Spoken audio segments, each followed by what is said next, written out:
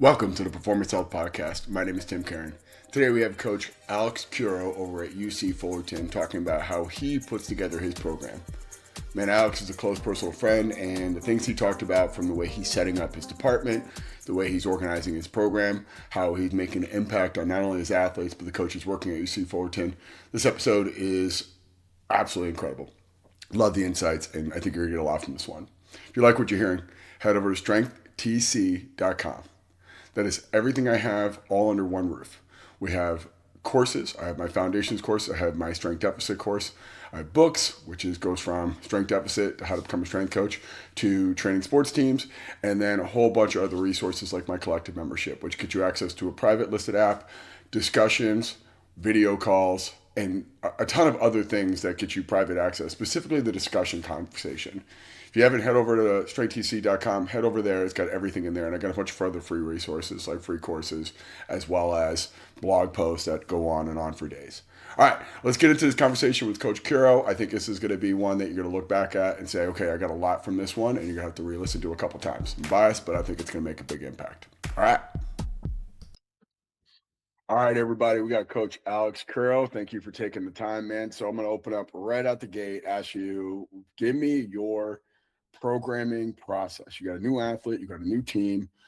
Where do you start when you start to think about what type of program you're going to do with them? Yeah. So first off, thank you for having me. Glad to be here. So when it comes to programming, I always talk about it always starts with an assessment. And so I think the easiest sport to talk programming with, at least for me, is men's basketball, just because you get so much time with them. So it lends itself to pretty nice periodization plan. There's pretty clear-cut times of the year where we're going to be developing, pretty clear-cut times of the year when basketball is going to be revving up, and there's going to be a lot of time on feet on the court. So starting with that, we're going to always get our student athletes at the end of May, at the beginning of June. Typically, our summer semester is going to be around 8 to 10 weeks, depending on when we're going to place that usually it's around 4th of July break. And we'll get 8 to 10 weeks there, and then we'll get into our fall semester training, preseason, and so forth once they come back from their summer break. And so we're going to typically put an assessment at that first week of when they get there, which is typically after Memorial Day. So what that looks like for me is it's going to be all encompassing. We're going to look at movement screenings. We're going to do body composition analysis. We'll do some strength testing. One of the things that I've really been laying into a lot more recently is velocity-based training and using that as a proxy for strength rather than 1RM testing. We'll do all of our force plate tests, and we'll just get as clear of a view of where the athlete's at right then and there, and that will shape our programming. And so when it comes to the assessment, the biggest thing for me is just trying to find a direction, especially with basketball, because the time is so limited. We have to be really efficient with our programming and really efficient with achieving those goals quickly, because you never know if they're going to be back the following year. So generally that assessment starts at the beginning of the summer. Now, question I would always have about the assessment is, let's say hypothetically you don't do the assessment, right? Let's say that you get a new coach and he's like, I want to go right into week one, no missing anything. Would anything change? For me, not really. I think that a lot of our tests, I don't love doing a just singular baseline test and then a singular post test. I think especially in college athletics, with the amount of extracurriculars, for better or worse, these student athletes do, and the load that comes with training and practice and just life as a college athlete, there's so many variables that can affect a pre and a post test. You could have somebody who comes in and they came in on a Sunday, or maybe they came in on that Monday before Memorial Day, and we're doing our testing on Tuesday, but they had a really late flight, they didn't sleep, and so forth. And now they come in and they jump on the force plates, and it's really poor results. And then you look like the greatest strength coach in the world at the end of the semester because you had all of this improvement. Or vice versa, they may come in and do a great job, and then we had a really hard week of practice on leading up to that post-testing day, and now you look like your program didn't work. And so in that case, it wouldn't really change for me, because I like to choose tests that we can do with a high frequency so that we can get a lot of data on them to really track the trends. Because for me as a coach, I'm really more interested in the trends rather than the specific one-time PRs and singular events. And so if the coach came in and said, hey, we got to start training day one, great, let's do it. From a movement standpoint, I think you could tell a lot about an athlete from just the way that they're training, with the way they warm up, with the way they do their warm-up sets when you teach them how to do a given lift. From an output standpoint, we force play jump all the time, multiple times a week. And so I'm not really too concerned about getting a more sterile, jump event on the first day because we're going to do it so many times. And then strength, I believe, like I said, training is testing. You're going to be tracking that on a daily basis. So yeah, if you came in and told me that, great, let's go for it. So let's just say, I mean, it's kind of a loaded deck, right? You know the athletes you're getting probably before they come, probably some detail about it. I know a transfer portal and everything else you're doing, but you pretty much have a good idea of what you're going to do from a frequency standpoint right out the gate without even like talking or doing anything. Because it's pretty much like, and for those who don't know, in the public sector or college, you get your 6 to 8 hours a week in off season, and a lot of times they're going to do some one-on-one stuff with the coach or individual work or maybe some hybrid individual stuff. And I know it's changed quite a bit, but they're going to do so much core time and you're going to do so much weight room time. And you don't want to give up any of your 4 to 6 hours that you might have in the weight room. So you're going to say, hey, we're going to come in 4 times or 5 times and I'll figure out something to do based off of what I think you can respond to. Is that kind of like the gist of it? Yeah, for sure. And especially with, again, using basketball as the example here, my head basketball coach here, he loves the weight room. He loves training. And anytime that they see the floor, they're going to be seeing me beforehand for 30 to 60 minutes, however long. And so since we practice every day, I know I'm going to be seeing the guys every single day. So then when it comes down to the training split and how we're going to allot that time, it's really just going to be based on the goals. And then also the time of the year. In the off season, I'll typically operate more on an upper lower split and really get after the guys because for the most part, we're trying to make body composition changes. We're really trying to train pretty hard. And in that sense, you're going to need a fair amount of recovery in between those training bouts. And coach is cool with that. Like he wants the guys to be getting after. He wants them to be tired and get some good work in here. And then once it comes to the preseason and in season, that's going to shift quite a bit. And so, knowing that I have all of those days allotted, the way I split it up now just comes down to the training goal and the time of the year. So one question I kind of have off of that, and you described that you're looking at trends, you're looking at body recomposition. Are you using any of the force plate analysis to determine, kind of as an early indicator to potential changes in body composition, specifically lean muscle mass, as a proxy to go, okay, they're trending in the right direction, like strength is going to precede some sort of lean muscle mass development? And if so, what does that look like? Yeah. So I'll utilize the force plates all the time. And I think that it's more consumable to the athlete, I think, than the body composition sometimes, because I think with body composition, it could just get caught up as I just need to be leaner, or they just don't really care what their body fat percentage is and they don't really care from a nutritional standpoint. And then that's a whole nother conversation. And so I'll use the force plates all the time in that regard, looking at pound for pound power, what's the relative propulsive power, peak power, look at their jump height, and then also look at the relative forces going into the ground in both the eccentric and concentric.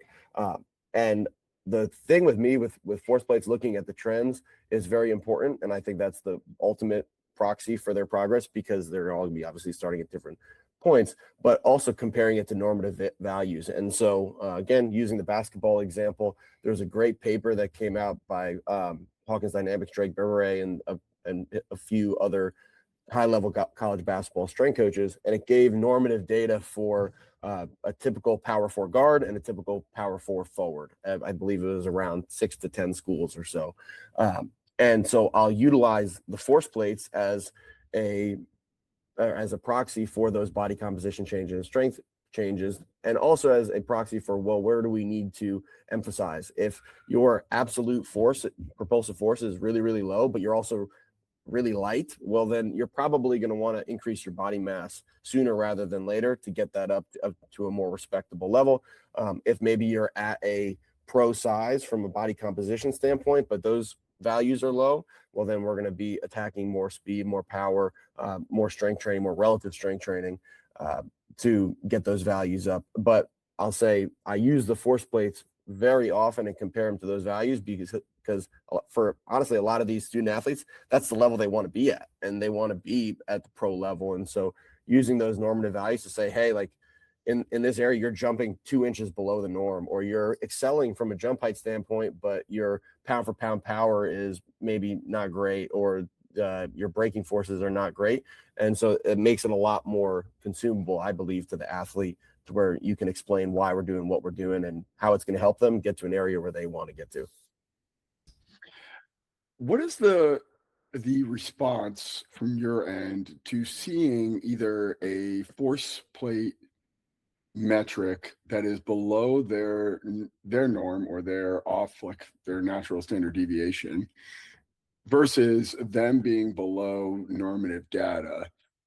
And how are you either adjusting the day of or the training session and the microcycle based off of seeing them being below where you want them to be?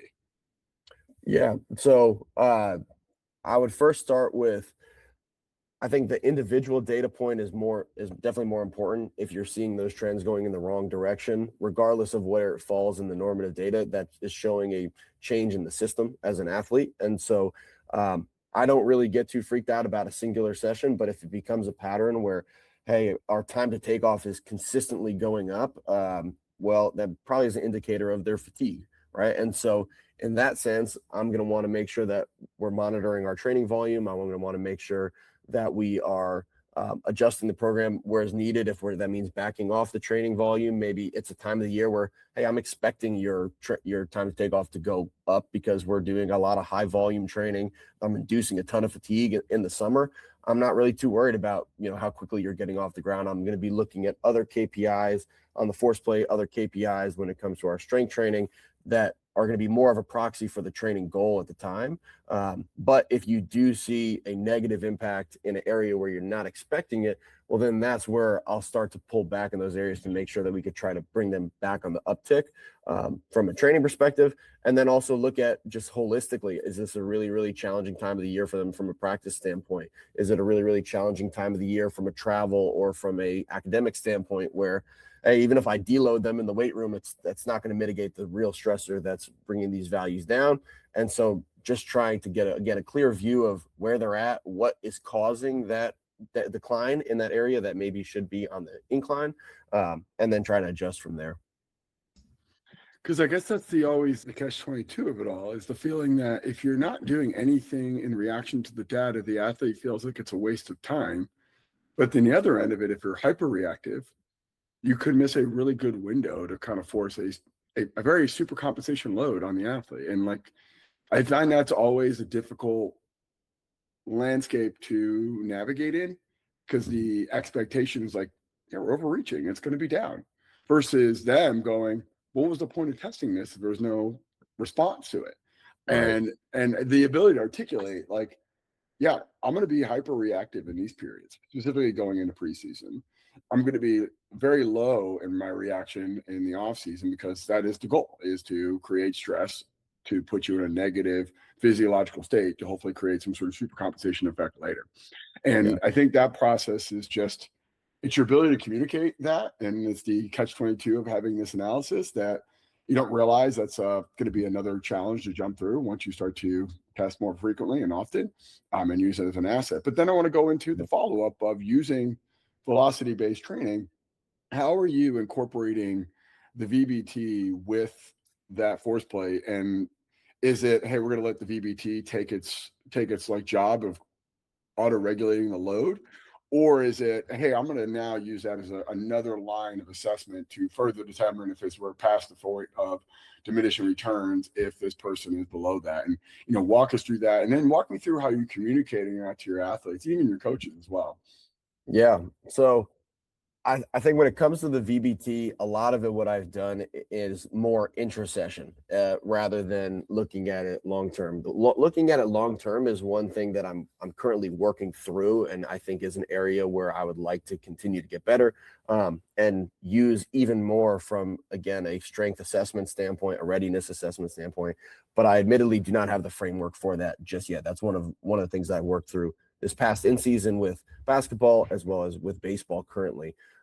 We utilize the company Vitruve for our VBT devices, and I think that they have a really nice platform for the price of assessing their strength. It gives them estimated 1RMs. It gives them their longitudinal data at certain loads throughout every time you've touched 100 kilos on a bench press. How has that moved? And so I will look at that a lot more on the back end of seeing, are we moving the same weights faster? And this has even kind of come into the thought process for me of really assessing, well, how do we know when is the right time to progress? Because that's one of the things that I'm currently working through as a coach is in the beginning of my career, I was of the ideology of typically you're going to progress between 1% to 5%, 0.5%, depends on your training age, every single week with a standard of, okay, 2%. I'm comfortable bumping up the weight 2% if the reps stay the same for each week of a given progression, and then we deload them. And then I kind of got to thinking about it of like, well, we talk about all these external factors of stress and life and sport and all these things. What if they come in at a lower state of readiness that next week and you're still bumping it up on the spreadsheet and you continue to progress? Like, did they truly earn that progression? I don't know. In that case, no, they didn't, but we're still bumping it up. And so for me, utilizing the VBT has been really helpful in terms of one of the things I've been doing is creating a lot more narrow ranges and trying to keep a really high level of quality control on the rep. And you're staying at that load until you've earned the right to move past it. Once you get above that zone to say, okay, your strength has proven that you have earned that right to put more weight on the bar. You've obviously shown a level of progression. And so I say all that because now that it becomes my vehicle to the athlete to communicating, hey, with your VBT or you want to put more weight on the bar, well, then you got to earn it. And you do your reps with more aggression. You got to do your reps, to where they get above the zone, and cool. At that point, I'm the first person to tell you, hey, throw some more weight on the bar. So to go back to your original question, I haven't gotten together with the force plates and the VBT in terms of using them together as an assessment. But it is one area where I'll utilize quite a bit in terms of earning progression and expressing to the athlete, here are the days we're going to push, here are the days we're going to pull back, and it just be more of an assessment of them in the given day. Because I think also a lot of the athletes, not a lot, but there will definitely be some athletes that'll come in and won't give themselves the benefit of the doubt, and they'll just be like, my body's tired today. It's like, no, physiologically, you're ready to rock, and it is shown in the numbers. And so it creates a pretty streamlined conversation of, hey, you're either ready or you're not. I guess my question off of that, and one of the things that's so difficult about, let's say, a force plate, which is kind of like the majority of it, we're looking at Pareto principle. 80% of the things that you're going to pull from are probably going to be centered around the counter movement jump itself. And that kind of puts blinders on, right? It puts blinders on into, okay, maybe a hop test or an extensive jump test is not as important, or a squat jump or non-counter movement jump is not as important. And then alternatively, with VBT, anything with a barbell is going to be more of a value, because it's hard to put a VBT on like a dumbbell or a kettlebell or anything else. Right. And one of the things that I've always kind of struggled with, and I'd be interested to hear your take on, is this notion of the stuff that doesn't fit as conveniently into this easily testable and trackable stuff. Like, for instance, a single leg hop assessment, or which is kind of a redundant term, but another component would be looking at relative strength, and not just relative strength of like what's your front squat relative to your body mass, but relative strength looking at pull-ups and dips and even Nordics and stuff that you're like, this is going to be very foundational to my programming.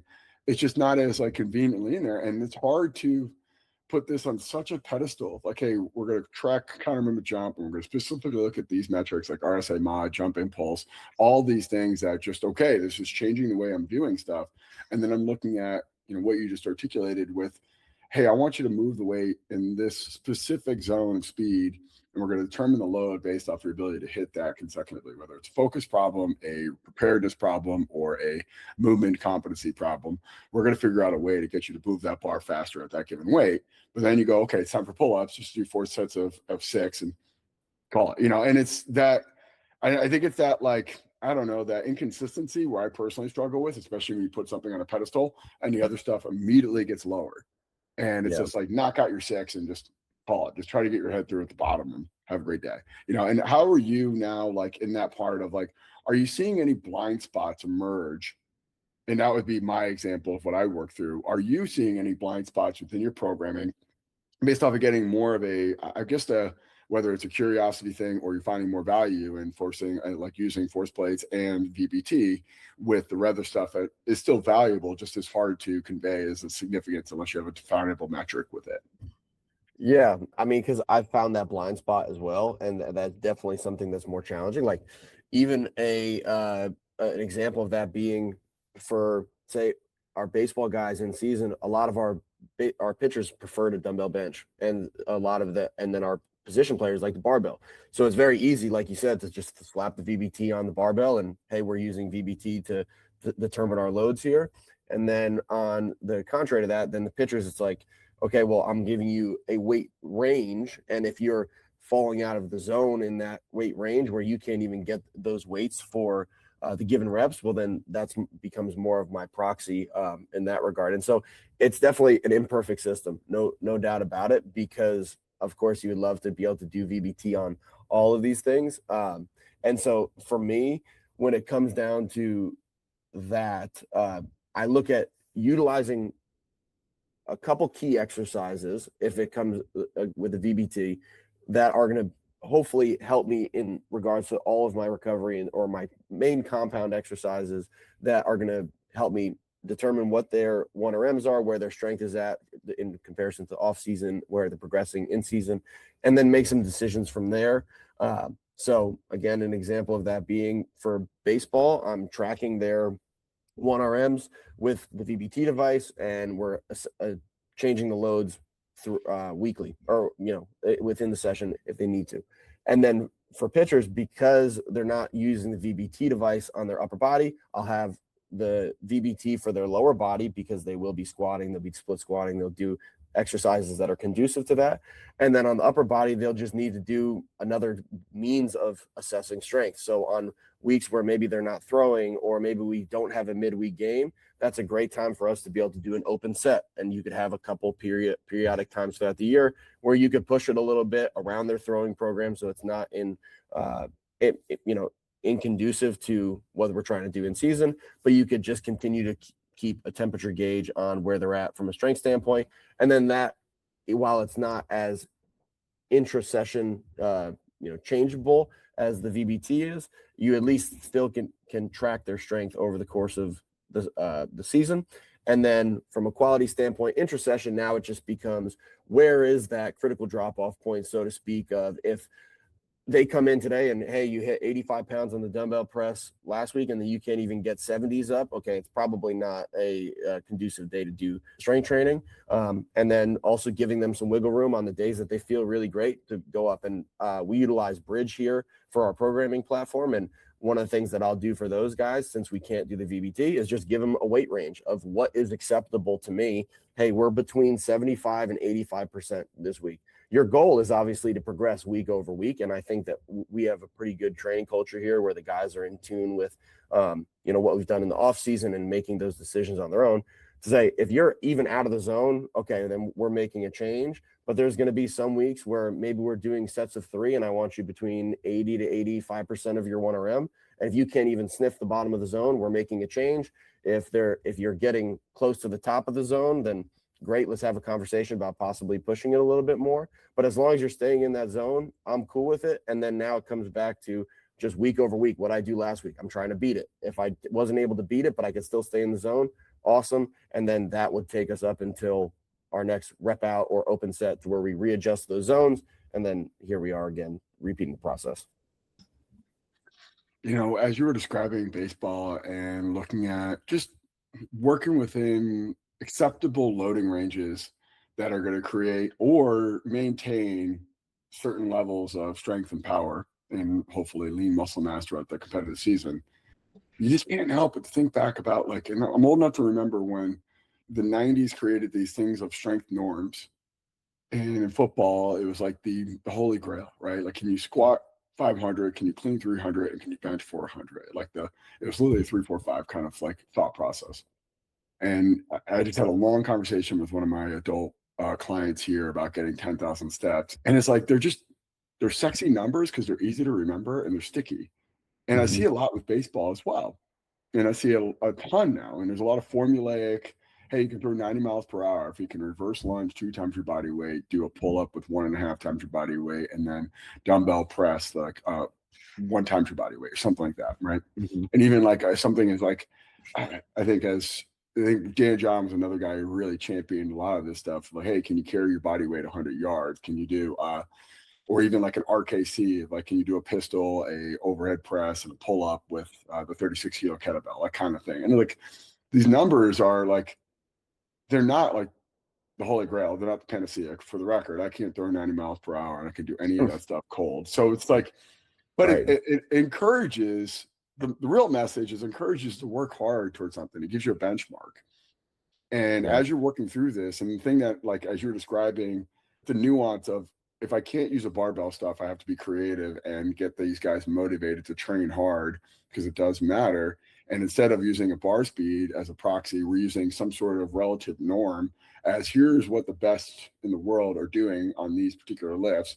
Here's where you're at, relatively speaking, to that. Your objective today is close the gap. And some days are going to be hard. Some days are going to be easy. It doesn't really matter. You got to figure out a way each week to close that gap. And then once we get there, then it's about mechanics and about being like in the moment and, handling the pressure of, throw and having the system. But it's funny how like everything is like cyclical and it's coming back around to, this like late 90s, early 2000s Husker power norms, or like, the stuff that you're like, yep, yeah, I'm seeing that. It's just packaged in a different way, but it works, right? And I think that's the part that's so important about it. And you don't realize the power of some of that stuff until you realize the shortcomings for these amazing tools that we have. Now it kind of gets into my next phase of this though, of like, a lot of those, I'm assuming Fullerton, like a lot of the non-Power 4 colleges in the world, are working with most of their athletes, exception of like a basketball, in the fall and the spring sport, right? And you're kind of working in a world now, most of the stuff you're doing is remote, and at least a good portion of the year is. Or if they're in season, you're trying to figure out ways to get these guys to come in and do some stuff at least one time a week. Right. How are you kind of managing that? Like, they're probably with you 20% of the year, and the other 80% of the year, they're figuring out ways to train around the world or around Fullerton or around a very busy work schedule. So walk me through that process of, okay, there's the stuff they're going to have with you, and then there's the stuff they're going to be required to do on their own, whether it's practice or some sort of S&Ccoach before like some sort of game, or maybe it's a potentiation workout. Walk me through the other things outside of the weight room that are leading into the overall training effect. And it could come in the form of, I guess, microdosing, or, another strategy of like setting them off with your bridge program. You're going through this program remotely. And what does that look like differently than what you would do in-house? Because you can get advanced with the methods that you're using. I'm assuming it's not, and maybe I'm wrong in that, it's not the exact same package of stuff that you're doing remotely. Correct. And so the way I look at it is, I'm first and foremost assessing what is my ultimate amount of guaranteed time, and trying to get all of my training effect in that time. I know that's impossible, but trying my hardest to get as much impact in those guaranteed times as possible, because just being in college strength and conditioning for some time now, we all know that the athletes are going to go home. They're either not going to do the training, they're going to do some of it inconsistently, or they're going to have their own guy or girl that trains them, that they're going to hopefully maybe show them the program and say, this is what we're training for. These are the expectations when we come back, and so forth. And they hopefully go through and train them in that regard, or they just go off and do whatever that facility has them do for their college program at winter break and what have you. And so my first form of attack is, again, trying to emphasize the guaranteed time as much as possible. And so then that's where, going back to the assessment process, again, for basketball, I'm trying to gain as much ground in the area of development that the student athlete and I have decided is of most benefit to them. I'm gaining as much ground as possible during that summer period. And then when you go home, I'm going to provide you with a program that is going to help you continue that progress.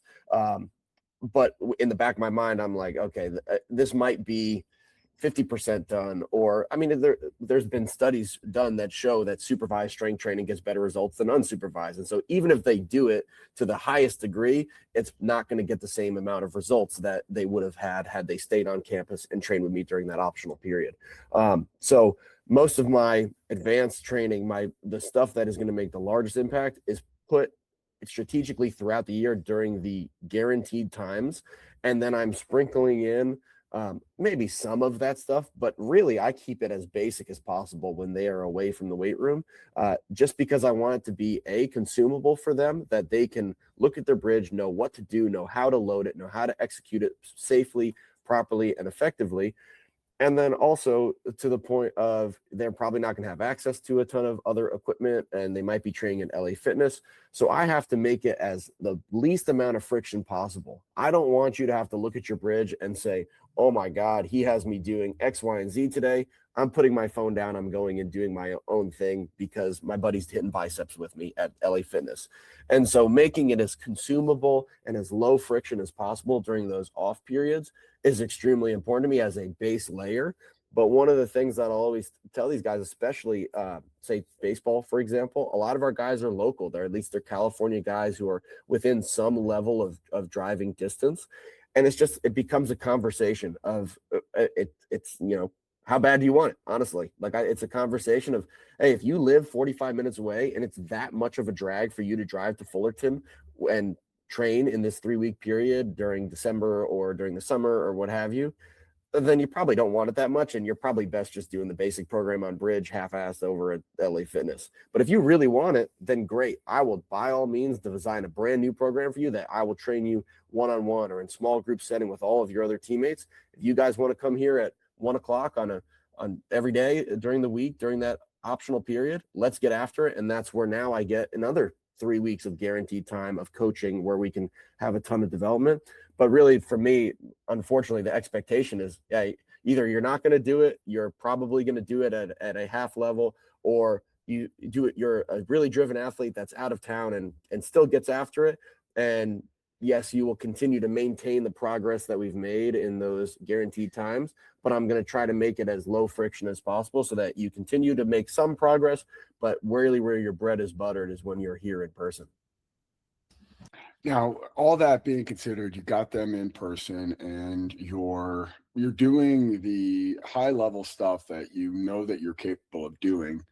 When you're looking at the advanced methods, and let's just maybe say like a cluster or wave loading or weight release hooks or anything that will require more than just go up 5 pounds each week kind of conversation, right? And I if you're listening to this, hopefully you know what that means, because if it requires like you to think before you deliver the program and working through the logistics, you're doing an advanced method. And I just want that to be clear. And majority of the stuff that you're probably doing is probably very easy to understand methods. Like, you just described as like your remote work, like go 5 pounds each week. It's going to stay the same way for anywhere from 4 to 8 weeks. Keep it simple, stupid. When you're going into these advanced methods and you're gotten your force plate stuff, your VBT stuff, and you're looking through it of like, okay, there's going to be a lot more variance in their readiness and their focus and the performance of this stuff. What is the process for you to evaluate like some off-limit methods, right? So like weight release hooks for me is like an interesting one, specifically if you have a very tall athlete and you're like, it's going to be some logistical problems. And if I'm not going to have immediate success with it, I'm probably going to be a little hesitant to it. Is there anything in your mind, because you've been exposed to all of them, and you know all of them and you can do all of them, but is there anything in your mind you're like, okay, this is actually a point where the logistics or the athlete's mental focus or readiness, you're just not going to be congruent? And what does that checklist look like for you? Because just because you can doesn't mean you should, but doesn't mean you shouldn't either. So I want to work through that of like the awareness of these methods and the decision to do them or not do them. And how does that shape out for you and that like guaranteed time that you have with your athletes? Yeah. And this is actually a conversation that I'll have with our coaches here quite a bit, because I think it's something that I've definitely got caught up in early on in my career and have hopefully kept it a little more at bay than I did when I was entering the field and you're, all gung ho about trying every single new method that you have. And it's the most powerful one and it's going to make you the most progress and so forth. To where I'll tell like I'll tell our coaches and the athletes know it. Like, I keep my programs extremely simple just because, I mean, I'm a firm believer that a program that's maybe 75% of what it could be, that's done at 100%, is way better than one that's 100% of what it could be, but the athletes don't understand it. And so that's the first entry point to that conversation, because like you said, I've been exposed to all of these advanced methods, but the number one thing that I think of is, are the athletes going to be able to understand the parameters of it, how to properly load it, and how to execute it to the highest degree?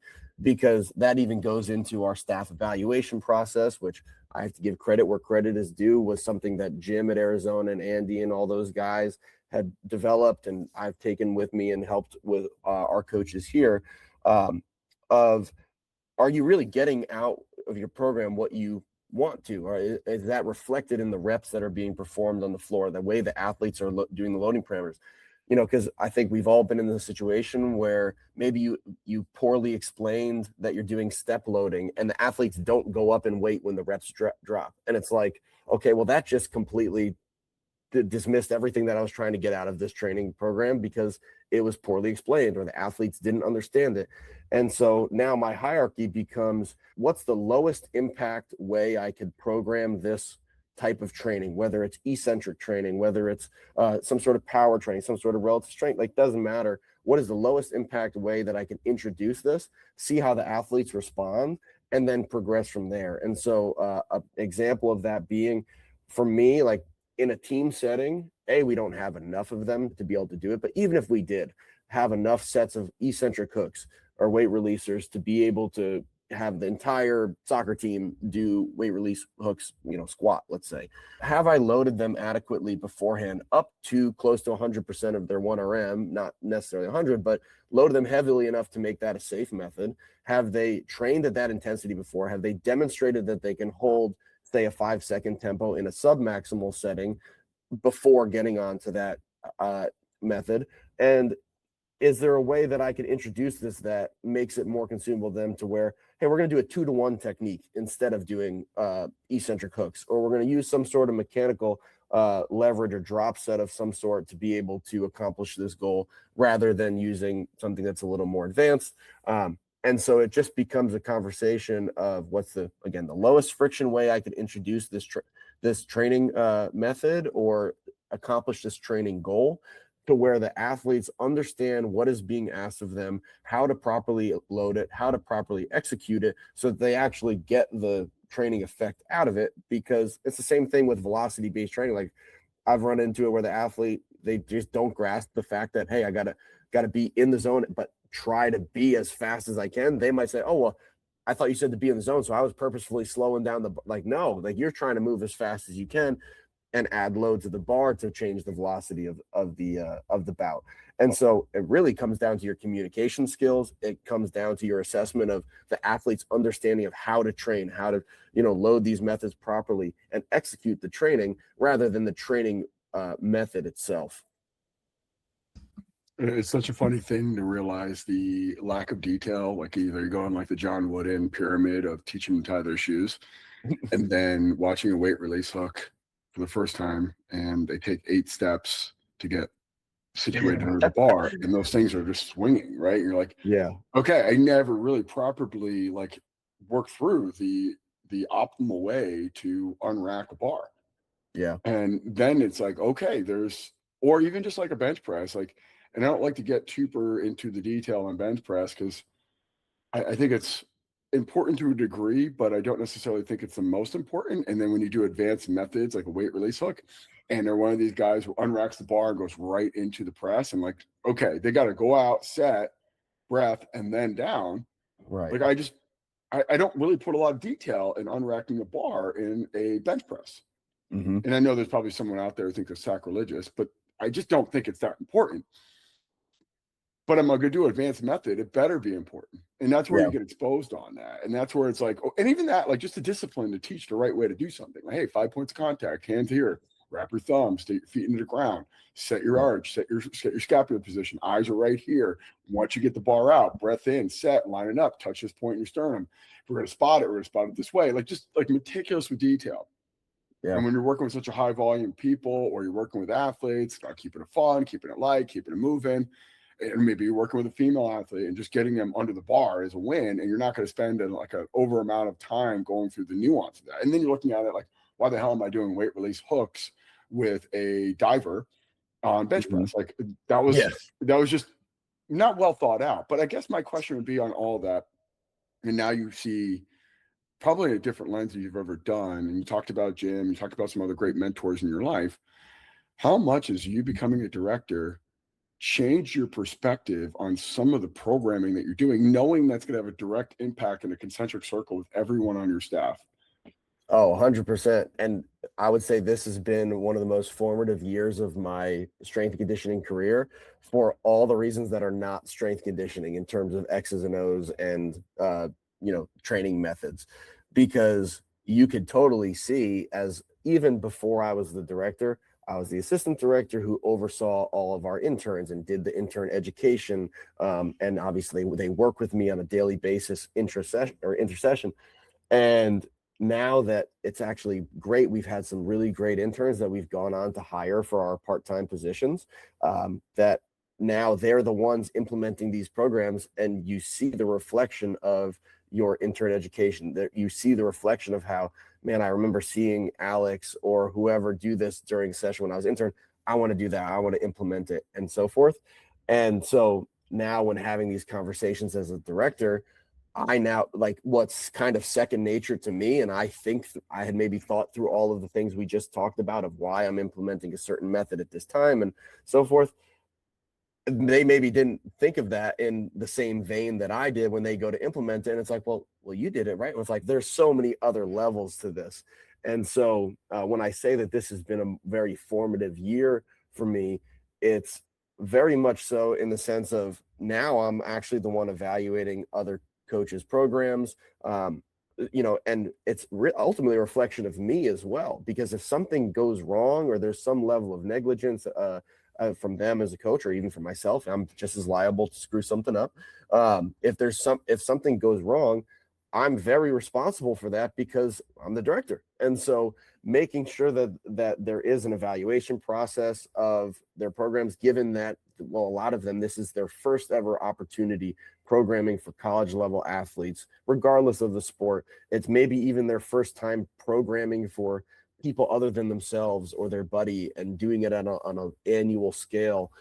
So having those conversations has been really important to me with those other coaches, so that we can ensure that, hey, I'm not overstepping to make sure to, tell you how to program just like I do, but I'm just making sure that, hey, are you getting what you want out of this, or the expected outcome as an elder coach in the field relative to them. And then also trying to help them from a guidance and wisdom standpoint of, yeah, I've actually made this exact same mistake for you, or as you, when I was a GA, and you're probably not going to do it, and here's why. So that then goes back into our staff evaluation, because we'll evaluate when they coach. We'll also evaluate the programs. They will evaluate my programs. And it's cheesy, but like, we're all just trying to get better as coaches. And so, this last year, I've thought of this place way more as a business than it is as my job as a strength and conditioning coach. Now, and this would be the last question I got. Now that you're evaluating, obviously, your staff, and they're evaluating you, and you have a lot of peer-to-peer evaluation, ultimately, how are you determining whether the design of your program was the right intervention or not? And there's a lot of variables that go into it. I know the ability to execute it, but let's just say hypothetically, Cal State Fullerton's athletes perform every rep with optimal technique. So that is off the table. We have a control on this study. It's purely the logic and the theory behind what you do from a programming perspective. How are you determining the overall effectiveness of your program from you and your staff for each one of your athletes? Yeah, and so that's something that I'll talk to the guys about and the girls, just in the sense that I believe that for each and every phase of the year, there should be some sort of associated KPI that is determining your success or lack thereof in the program. And that might change throughout the year, because you may not say that consistently throughout the year, one KPI should be always trending up or always trending down. That goes back to what we were talking about before. There's some times where these KPIs are going to dive down, but it's in the anticipation that they're going to pay dividends and super compensate later to where you'll get your results. And so in a vacuum, like you're saying, well, then the question is, well, what's that KPI? What is the training goal of this phase? Is it associated with increased sport performance in their given sport? And how are you tracking that? Whether that is, hey, over the summer, we have maybe an overweight basketball guy for myself that he really needs to improve his body composition. I don't think that his 1RM squat is really, really important right now. I would be more more worried about, is his body composition improving? Is lean muscle mass going up? Is when we're making those changes, are they showing on the force plate to now say, I have two proxies for, yes, his body composition is improving, but that's also reflected in his pound for pound power as well. Because if one, I maybe improve his body composition, but his outputs drop significantly and his performance on the court drops, well, then that probably wasn't a conducive change for the desired outcome. And so all in all, it becomes, well, what's the associated KPI with your given training outcome? And what is the framework that you're utilizing to monitor that throughout the given training period, whether that's week to week, whether that's phase to phase, whether that's throughout the year, it doesn't matter. There should be some sort of objective data point that is pointing you in the direction of, okay, I'm accomplishing what I wanted to accomplish. And if not, what are you doing to change it? And that goes back to what we talked about in the beginning of having those higher frequency tests, in my opinion, are a little bit better than just a typical baseline and end test. Yeah, and it's such a difficult question. I've been asking it to everyone who's been on this season, and the answer, that was a great answer. But the answer is so complex, and I do think there's going to be a standard. We need to improve a specific quality like strength, power, and speed. We do need to do that. There's no debate on that. I don't have any doubt that we're going to do that. I really don't. I think it's the environment. I think it's the sample. Like a college athlete is going to respond favorably, even in a compromised, recovered state with a poor lifestyle. Like they're just wildly adaptive animals. Like they're just different. So Yeah. the stress that you impose upon them is going to be responded to favorably. But it's still, like, I still think you need to value, hey, I improve their quality of their speed, power, and strength. There's no doubt that's important. Yeah. But I also think that it's so multivariate. And when we know I don't want to say it's a given, because I think that there's certain people are going to be better at driving those numbers than others, but it's not the number one criteria for success. And, there could be what you just described of, it wasn't a 1RM back squat problem. It was a body weight problem. And developing a relative weight or a metric that matters to that specific individual and the overall team, right? And that process of working through that it's just so difficult. And it's difficult when we had the layer of like a high stakes competitive environment that maybe you are at risk for losing your job if you don't show compelling evidence that you're doing something profound, relatively speaking, to someone else. And it's easier to throw a number out there. We improved our squat by a total of like 18 tons across the whole entire football team. Like, really good at that. Yeah, that's awesome, man. Wow, you did a really hell of a job. Like, yeah, agreed. I did an awesome job. And then we still go 2 and 10. I remember, when I was at Army and our defensive coordinator was like, how many guys can we clean 300? I was like, everyone? He's like, are you serious? I'm like, yes. He's like, I don't believe that. I'm like, come down and watch it. Like, we just rep it. Like, it's just part of our training. Like, I'll have like 40 guys hit it today for a triple, for not even a big deal. He's like, I just don't believe that. I'm like, believe what you want. It's true. He's like, I've never been in a team that could have 30 300-pound clean guys. I'm like, and how did that work out?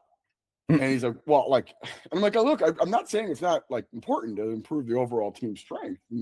But I would also say, like, our ceiling, like our top guy was like 160 or 170 kilos on clean, and like, from a college football perspective, like I've seen numbers where guys get well over 180 kilos and like 190, and like there are some gargantuan numbers out there. I don't necessarily think that's important either. And it's like, what does it matter? Like, it really doesn't, it's not a power clean problem. We're slow, we're small, we're an athletic problem. Like, that's our issue. We're not very good at football, right? We're really good at Olympic lifts. Doesn't mean the Olympic lifts aren't really good and important, but it's more complex than that. And it's Maybe it's a confidence problem. Maybe it's a execution problem. Maybe it's a schematic problem. Maybe it's a fitness problem. Maybe it's everything. And maybe it's a situationally dependent fitness problem that it's hard to even extrapolate that. But the thing that's just so difficult about it is like, okay, I'm getting this focus on a particular thing that I want to develop, and because I think that matters, right? And maybe you do a pre-mortem, like, what's your biggest limiting factor? Why aren't you playing, or why aren't we winning? Oh, I'm not fast enough. Okay, that's a pretty generic thing, but like, well, what is fast? Like, is it running straight ahead for 40 yards and that's speed? Or is it the ability to change direction? Is it the ability to play fast in the game? Is it the ability to play fast in the fourth quarter? What does fast mean? Like, why define it? Because there's a 100-meter sprinter over on the track team that could probably be fast. We could say is fast, but I don't think he'd be a great football player. And then you start to work through that. And they're like, okay, let's just say hypothetically it's linear sprinting straight ahead. We want to improve our 40-yard dash time. We have a 10, 20, and a 40-yard dash split. And we want to improve each one of those incrementally. And we're going to go through this phase-like sequence of getting your short to long and working in these 10, 20, and then working up to 40 yards. We'll work in wicket runs at the end. We'll do some resistance sprints at the beginning, and we'll do these things. And we'll just do all the research. We'll get JB Marin. We'll do all Les Bellman stuff. We'll get into the weeds on this. And we do it. And we still go 2 and 10. Right. And my question off of that was that the limiting factor. I think it was important to develop, and I think it was important to get, and I don't think it's very hard to do. And I think that makes it very challenging to go, okay, well, if it's not hard to do and it's hard to get, why are we so focused on it? And that's where I get really like tripped up of, I don't think it's as easy as saying like this is it, but I do know this.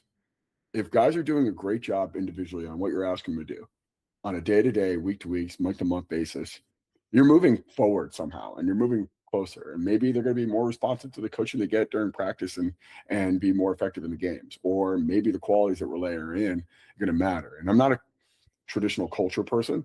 I'm a do your job person, and the culture will take care of itself. And whatever means you need to do that, you need to be motivated, great. You need to be punished to do it, great. I don't care. It's just do your job. But what I get into this, and I think it's such an important question, is the fact that we get so hung up on who can get someone stronger or faster. I think that should be given, with college athletes and college strength coaches. Yeah. I don't know necessarily should be the myopic vocal point. And I know it's like I'm still working through the process of this and trying to work through with coaches in this. And that's why I'm asking everyone. But, that's kind of where I'm like kind of leaning in. It's kind of what I want to unpack this entire season is like, what is good? How do we define good? And we hear a lot of people say what's bad. And I know that people have an opinion on their program's awful or they do an awful job. That seems to be a very common thread, but it doesn't really answer what's good. And that's a problem that I think is difficult to really answer. And unfortunately, that's why ADs and football coaches don't really have a good job, a good ability to hire strength and conditioning coaches. And they don't know who's right and wrong. They just go on off of trust and feel. Right. And that's where I feel like good is so subjective to who you ask as well.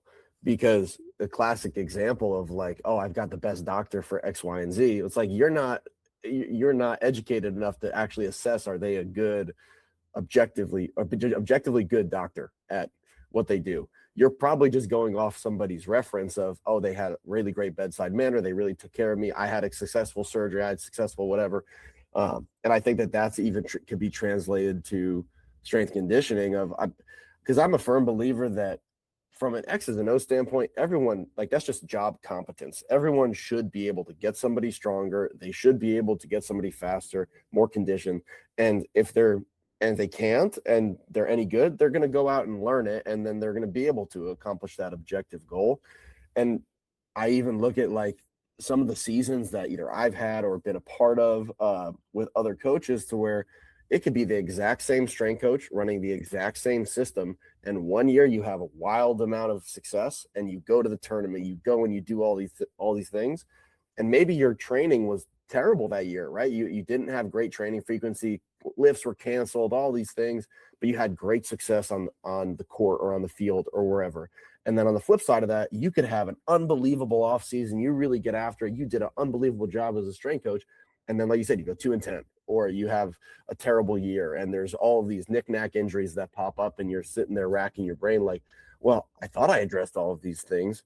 And so that's where I mainly lean in on the fact that like you should be able to do your job in a very objectively good manner. And if you can't, that's a very controllable thing that you can educate yourself on and improve on to be able to put yourself in the best situation to hopefully get the best results.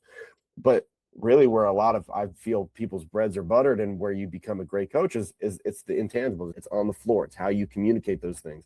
If you want to introduce weight release hooks, like, can you communicate it at a really high level to where you get your athletes to be able to do that at a high level and now they get more out of it? Or can you communicate with your athletes on a personal level to where now you can adjust the training even better, and then now they feel more cared for and they're more bought into your training and give higher effort?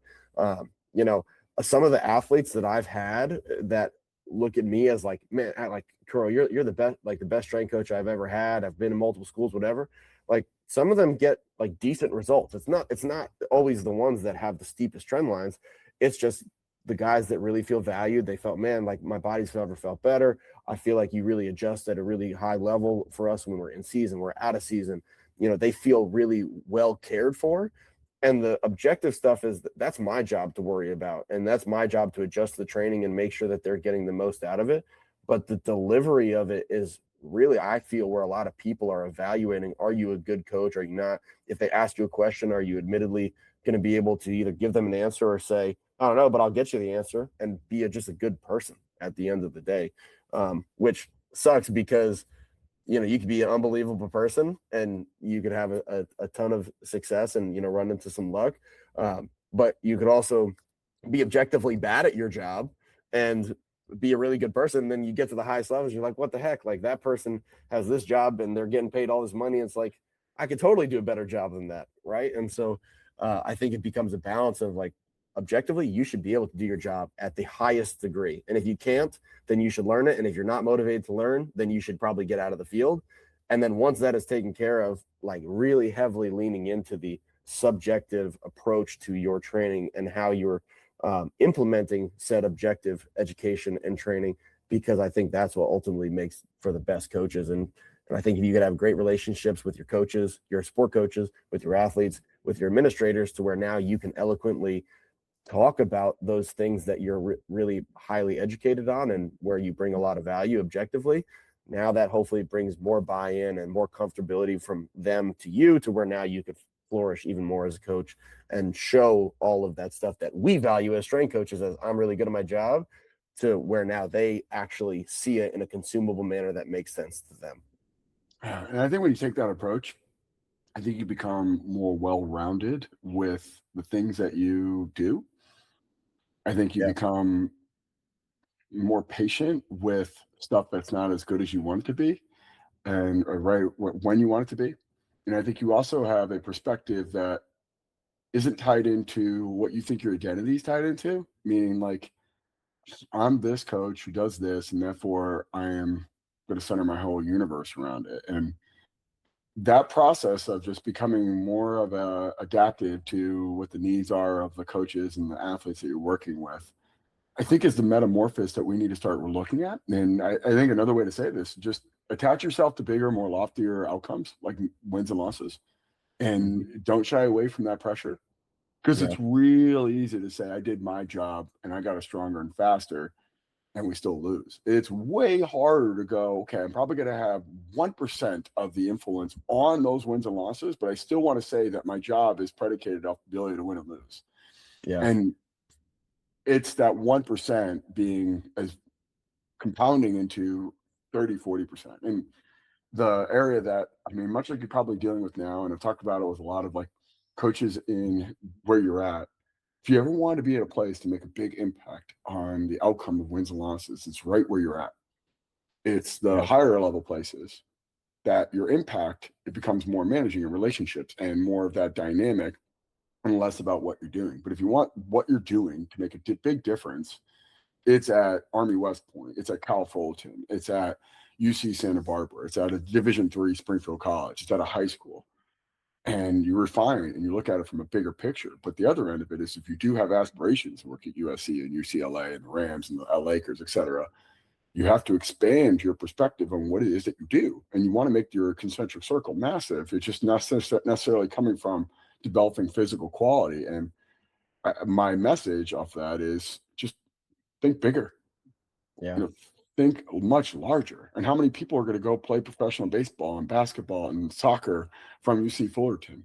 How many conference championships are going to win? How many times are going to go into the tournament? How many players go back and become strength coaches or coaches in general? Like, these are all much more larger, bigger things that you have to kind of process and do. And don't take for granted, you still got a day-to-day job to do. Make them stronger, make them faster, make them more resilient. There's no doubt about that. And I'm not trying to sit there and say that's not important, because if you look at your job description, physical development is top of the list. But it's the physical development to what is the question. And I think it should lead into bigger, more grandiose things like winning championships and people playing professional sports, and even potentially, God forbid, going to coaching, whether it's strength conditioning or their sport. Yeah, for sure. And it's actually one of the lines that I always use in all of our recruiting pitches to drive it home is like, I'm the first to like be the happiest guy on campus and in the world about your squat going up, your bench going up, you improving your objective metrics in the weight room. But ultimately, if we end up, say, in basketball going 2-30, we're literally just a bunch of jacked losers. We could have all of the body composition change, everything, but if we're losing, like, I don't know. Personally, I'm driven by winning, and it's pretty miserable to be in a situation where you're doing all the right things, and where you think you're doing all the right things, and you're still losing. And if that doesn't drive you to change what you thought was the right thing to try to create more impact, I don't know in that regard. And so that's always a line that I always use with the parents that always gets a chuckle in the recruiting visits. But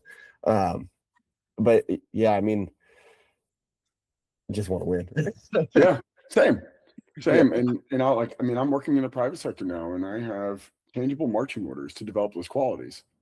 Yeah. And it's amazing, like, how I had to refine and really focus on what they're asking me to do, because I'm judged based off my ability to do those. And if you're really adamant, I'm like, I really just want to focus on developing specific things, you should go private. If you're in the public sector and you're hyper fixated on developing physical qualities, and you create elitism about what you do based off your ability to do that, relatively speaking, to other people, but your teams are inconsistent in winning and losing, I think you're thinking about the wrong perspective. And what changes is like, okay, I got them stronger, and then I go to practice, and the coach is consistently harping on their lack thereof capacity, or their skill, or their ability to handle very complex environments. And maybe I need to do more short-sided games, or hit different triplanar movements, or hit in different elasticity stuff that was going to be more relative to what they need. And talking to the position coaches and the coaches and going, why isn't this guy playing? Or why isn't this guy playing at the level that we thought they would be? And it's because they can't do this. And saying, well, it's just kind of coaching jargon that doesn't really matter. Like, what are they trying to say? Like, football coaches say, he can't bend. Okay, well, what does that mean? Like, he can't get into a three-point stance. He can't stay low coming out of a three-point stance. When he's changing direction, he doesn't sit his hips and then redirect. Like, walk me through what that looks like, and how can I leverage the stuff I can do in a controlled, high constrained environment like the weight room, and getting him stronger in those positions, or getting him more capable of getting in and out of those positions. And then you go to a basketball conference and you hear like all these different guys like, hey, I'm a big Gary Gray guy. Like, I really adhere to this. I'm like, nah, that don't move. That does nothing. They'll get pushed around the paint, and they'll just get their ass kicked in a 40-minute game. Like, or they won't. And maybe it's brilliant people like Todd Wright and Jim Crumpo is walking over to basketball coaches saying like, all right, these seems to be a gap. Okay, how can I close that? Yeah. And both of those guys are very good at developing really strong people. They just choose to do this stuff. And I would say they're hyper intelligent and very capable. Yeah. So what does that tell you? Like, like it probably tells you that, one, obviously we know there's multiple ways to do it, but there's also a way of like, if those two people specifically, and there's more guys who really adhere to that model of training, thought that getting stronger in squat, bench, and deadlift were the panacea of developing athletes at the highest level, they would do it. Yeah. It's funny because again, I can't take credit for this going back to Jim and the program design format, or program evaluation format that we created there at Arizona. Literally the first question on the sheet is strength coach goals were blank. Sports coach's goals are blank. Strength coach translates that as blank. Yeah. And so your ability to take, their first step is really poor is that actually a speed problem, or is that a problem with they're overweight, or they're not strong enough, or they have no starting strength? And your ability to translate that is one of the things that has stuck with me ever since having that conversation with those individuals of it's really our job to be great communicators. It's our job to be great translators, because there's more likely than not, or not more likely than not, I would say all the time, unless you are the head sport coach, they probably have a better eye for the sport than you do as a strength coach. And so there is definitely something there that they are seeing that they are either unhappy with, or that is, ill-advised for their performance as a student athlete. And it's not their job to say, hey, this is the strength and conditioning protocol that you need to administer. They're telling you, hey, their first step is poor. And it's your job to say, well, what do you, like you said, what do you mean by that? How can I translate that into something where not only the sport coach feels cared for and feels heard, but you're also accomplishing the goal that they're expressing, whether they're explicitly expressing it or not. That's why you're here as the expert in the strength and conditioning realm, is to translate that and say, well, how can I make that, whatever that is on the field or court, remedied by whether that's my S&Ccoach, my strength training, you name it. And so, yeah, that has stuck with me immensely. And I kind of want to go back to one of the points that we had before, as far as like, being a good strength coach. I think that's definitely one component of it. And one of the things that I've always thought about just being around some really high level coaches is like one of the best proxies for me. And it's hard when maybe you don't have certain athletes that go on to play pro, or they don't go on to do things in the athletic arena that they would still stay and need to train at a high level to the degree that you are in college. But how many of those athletes do you still have a relationship with after they leave? Even in the transfer portal era, in that 1 year that you've had them, are out of the 4 strength coaches that they might have, are you being evaluated as the best one? And then when they go on to play pro, who of those 4 people, who are they calling? Who did they have the best experience with? Most likely, it's probably not going to be from who gave them the best results. I mean, you obviously, again, need to have results. Nobody's going to like the strength coach to that degree if they make them fatter, slower, and weaker. You're not going to get any sort of retention. Holy trilogy. But like some of the best coaches to me, like they're not the ones that are necessarily the experts in the X and O. They do it at a very, very high level, but it's the ones that have the highest quality care, the best attention to detail, and the athletes, you have a rapport with them. I mean, there's definitely the line of coach to athlete, but if you're so hard on the X's and O's and like, I'm your coach, I'm just going to tell you exactly what to do and just be a dictator, like nobody's going to ever want to train with you. Like if the administration said, hey, nobody ever has to go in and train with these strength coaches again, you could bring in whoever you want. Like how many of your athletes would stick around and say, no, like I'm staying with Alex, I'm staying with Jim, I'm staying with Tim, whoever. Like to me, that's a very high level proxy of it. And I think one of the people that does it at the best, in my opinion, that I've been around with is Shaq from my time at Villanova. All of those dudes that go on to play pro, he has an unbelievable relationship with them because of the impact that he made with them at Villanova and the coaching that he was able to and impact that he was able to impart on him, to where, yeah, like the program is great. The strength and conditioning is great. He does it at an extremely high level. But I think a lot of people are attracted to him because he's just a high level individual. And so expressing that through your coaching practice, I feel is night and day. And I think that going back to the coaching part that we were talking about the coaches expressing something, are you just a high level enough individual to be able to take what they're saying at not surface level and translate it into something to where I can take my skills as a high level practitioner and give them a high level result? Yeah, man, that's awesome. I think that's a great ending right there, man. I appreciate you taking the time. I really, just some bunch of great insights. And, honestly, like, I don't know if we're going to have the perfect answer at the end of this, but I feel like we're getting closer to figuring out what's good versus bad. And hopefully that's the lesson, is the good has a lot of different shapes and forms. Bad does as well. And if we can talk to more coaches that are effective at delivering their program, right? And one of the things I work through in my latest book is the idea that there's going to be principles like all of us are going to have to do, but then there's rules. And what's rules that rules are really just conditional dependent things. Like basketball and baseball have different rules for a reason. And yeah, it's about who scores more points than the other person or more runs. But at the end of the day, the rules are conditioned off of how do we conform this game to keep it moving and keep people safe or keep people enjoying the experience. And the same thing in the weight room. And you have X number of racks, X number of coaches, these pieces of equipment, this skill and knowledge. What rules do you need to create to be effective with your athletes in order to do that? And I think that makes it look drastically different. And instead of saying that's bad, well, it's bad because it's different. That's not the same.